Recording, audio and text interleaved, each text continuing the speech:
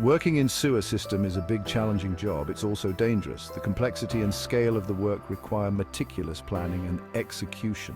We're talking about digging deep trenches, moving heavy pipes and working in tight spaces. Each of these tasks presents unique challenges and hazards that must be managed carefully, examined. Safety has to be the top priority. Without a strong focus on safety, the risk of accidents and injuries increases significantly. Every worker needs to go home in the same condition they arrived. This means no injuries, no accidents, and no close calls. In this essay, we're going to walk through the essential safety protocols for a sewer project. These protocols are designed to protect everyone on the job site. Think of it like building a house. Safety is the foundation. Without a solid foundation, the entire structure is at risk. Sewer projects involve lots of different tasks. From excavation to pipe laying, each task requires specific skills and precautions. Each task has its own set of risks. For example, handling heavy equipment can lead to serious injuries if not done correctly. We're going to cover excavation, pipe laying, working in confined spaces, and more. Each of these activities requires a different approach to safety. Remember, safety isn't just about following rules, it's about creating a culture where everyone feels responsible for their own safety and the safety of others. It's about looking out for yourself and your co-workers. When everyone is vigilant, the entire team benefits. Let's be clear. This ain't about being a safety cop. It's about fostering an environment where safety is second nature. This is about staying alive and keeping your buddies safe. Proper communication and the use of safety gear are crucial. So pay attention, ask questions, and let's get this job done right. By working together and prioritizing safety, we can ensure a successful and accident-free project. Excavation is the first step in many sewer projects. It sets the foundation for everything that follows. We're talking about big machines moving tons of earth. This is serious business. The sheer power and size of these machines mean that safety is paramount. Before we even start digging, we need to know what's underground: pipes, cables, you name it.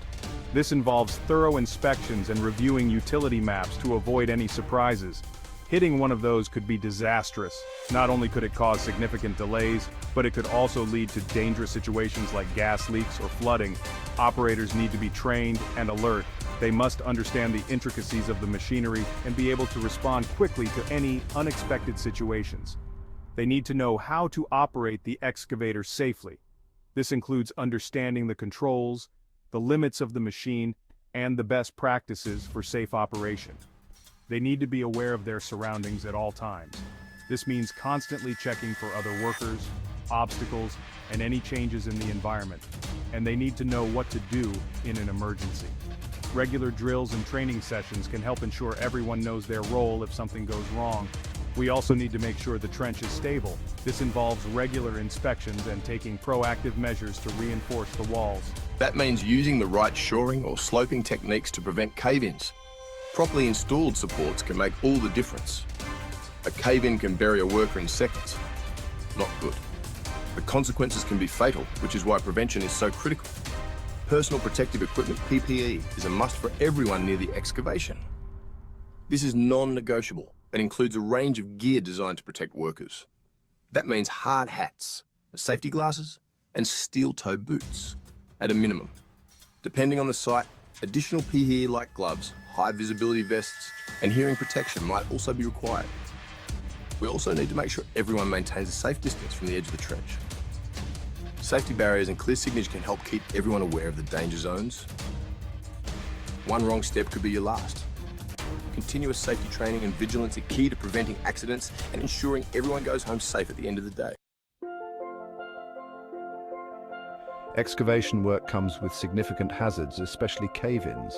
Cave-ins are the most dangerous excavation hazard, often leading to serious injury or death.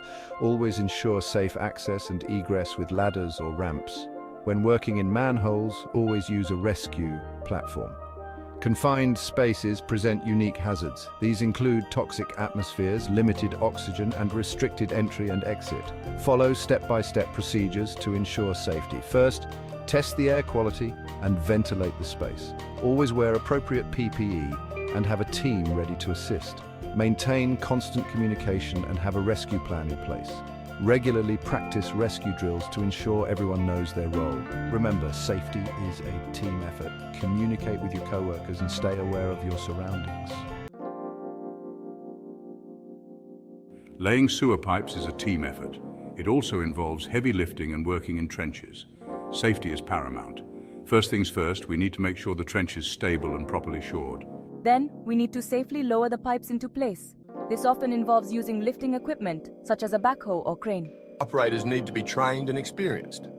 They need to know how to lift and lower heavy loads safely. Workers on the ground need to be aware of their surroundings.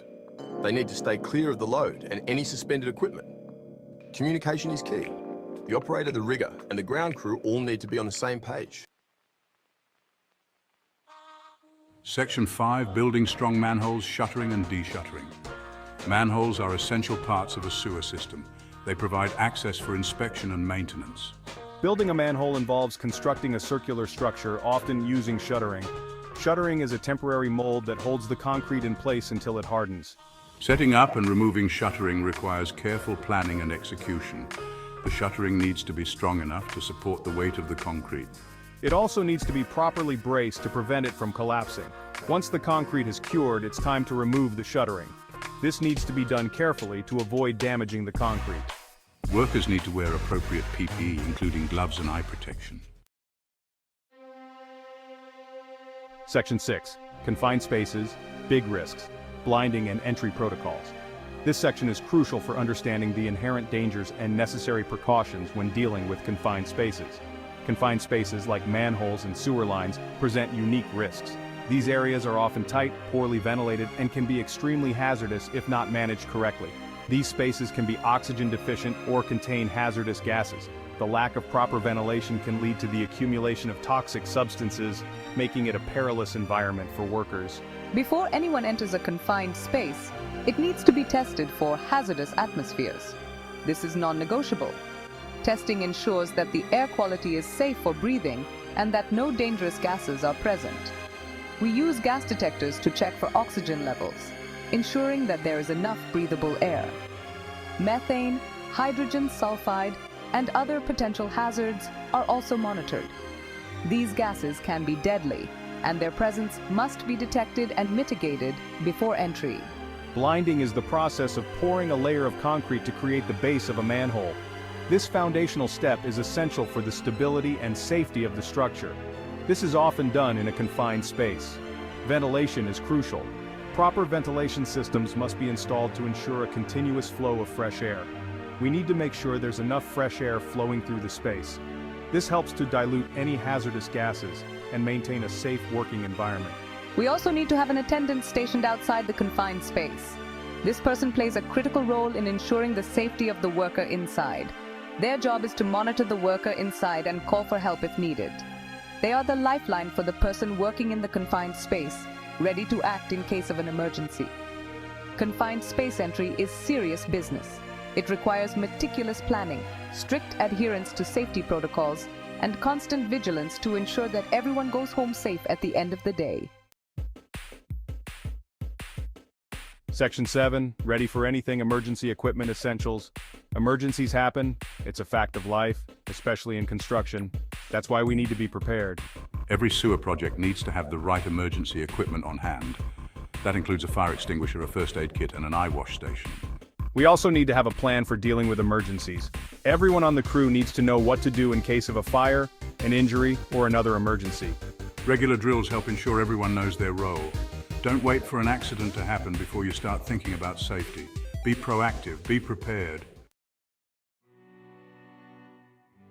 Accidents happen, but that doesn't mean we can't learn from them. In fact, some of the most important safety lessons come from real-life accidents. Take, for example, the case of a worker who was seriously injured when a trench collapsed on him.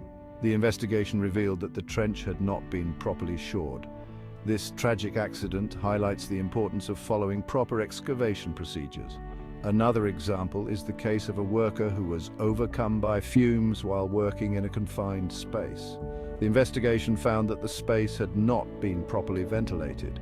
This accident underscores the critical need for gas monitoring and ventilation in confined spaces. Safety isn't a one-way street. It's a two-way conversation. Workers need to feel empowered to speak up about unsafe conditions. This is crucial. If you see something that looks unsafe, say something. Don't assume someone else will take care of it. Talk to your supervisor, the safety officer, or anyone in a position of authority. Your voice matters. You could prevent an accident by simply speaking up. Remember, safety is everyone's responsibility. By working together and communicating openly, we can create a safer work environment for everyone.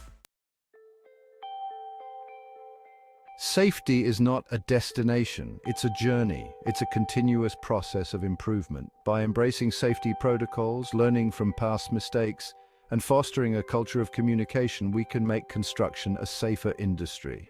Remember, every worker deserves to go home safe and sound at the end of the day. Let's build a safer future, one project at a time. As we conclude our guide on construction safety, remember that this journey doesn't end here. Stay informed and stay safe by subscribing to our channel. We share valuable safety tips and protocols designed to keep you and your team secure on every project. Your safety is our priority. Don't forget to subscribe to our